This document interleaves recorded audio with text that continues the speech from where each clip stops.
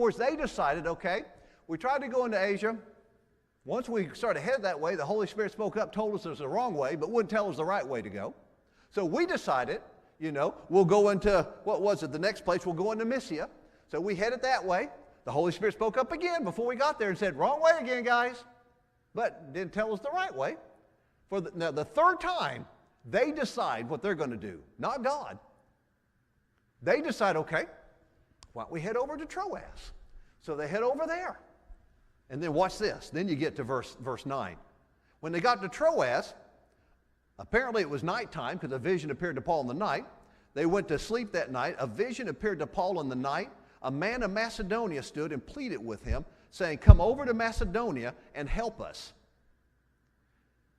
Now that was direction from the Holy Spirit, wasn't it? He didn't forbid them this time. He didn't say, wrong way again, guys, for the third time. No. He said, hey, guys, the third time you got it right.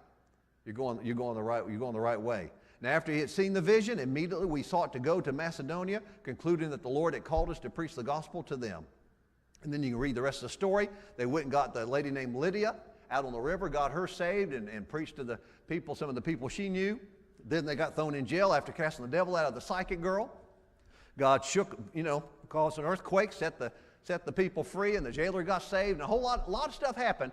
All those great things, all those great results of that trip did not start because Paul and his companions were at home praying and God gave them a word of knowledge. He can do that. It's not because God gave them a word of knowledge and said, in a tongue, an interpretation of tongue, or somebody prophesied and said, thou shalt go to Macedonia.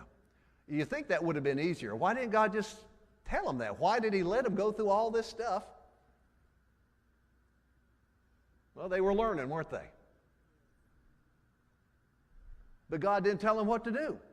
On their own accord, they decided we're going to head over to Asia. Then they got direction not to go there. Then they kept on, 3 different times until finally the Holy Spirit told them, now you're going the right way. So what that tells me is that as Christians, we need to go. In the Great Commission, Jesus said, go into all the world and preach the gospel to every creature.